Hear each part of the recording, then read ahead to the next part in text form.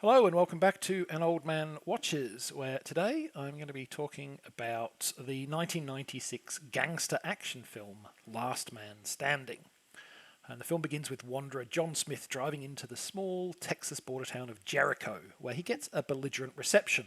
A gang of thugs from the Doyle crime gang take exception to the attention Smith pays to a passing woman, who happens to be their boss's mistress.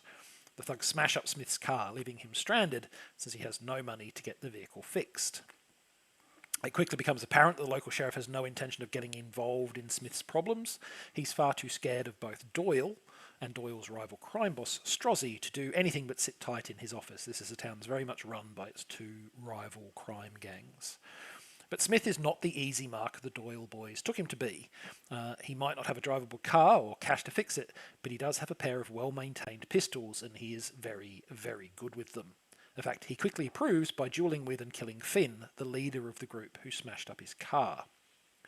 Learning of Smith's skill with pistols and his beef with the Doyles, gang boss Strozzi offers the newcomer a job in his outfit. Strozzi is eager to wipe out Doyle and his crew and is spending heavily on recruitment for the impending gang war. Smith accepts Strozzi's offer, but as will quickly become apparent, he is playing a much more complicated game than simply hiring on with one gang to fight the other. Also, a much more dangerous game should anyone realise what he's up to. Now, you may be thinking that the premise of a stranger arriving in town and getting involved in a feud between two gangs is a familiar one, and that's because it is. Last Man Standing is a remake of Akira Kurosawa's film Yojimbo, though unlike the most famous remake of that movie, Sergio Leone's A Fistful of Dollars, this film openly credits its source material. Writer and director Walter Hill was apparently reluctant to make the film, feeling that Yojimbo was already a very, very good movie and that any remake would get lost in its shadow. And it was only when Kurosawa indicated his support for an American remake that Hill signed on. History means that he may feel he should have stuck to his guns, because another way in which Last Man Standing was unlike A Fistful of Dollars is that it was a commercial failure, with a domestic box office of only about a third of its production cost. It also failed to enthrall critics, many of whom felt it was too cheerless and grim.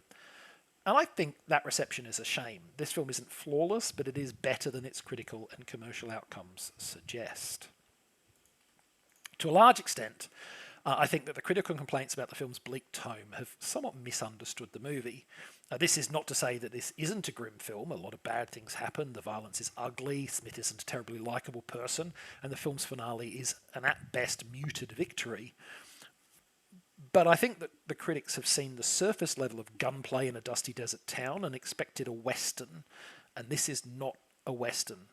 While Walter Hill was adamant that many of his films were at their hearts Westerns, he was equally adamant that this film should not be one, because A Fistful of Dollars had already filled that role. Instead, Last Man Standing is a gangster movie with a consciously noir aesthetic. And it's set in a bleak time and a bleak situation, a gang war between two rival organised crime families.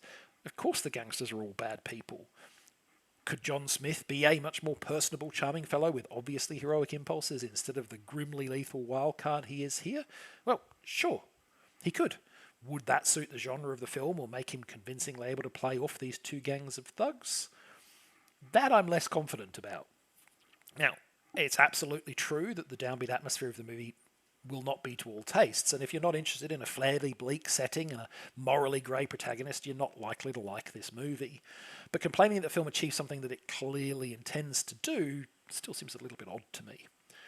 Last Man Standing also has a very strong visual aesthetic, which is hardly surprising in a Walter Hill movie. He's always had a strong command of his film's visuals.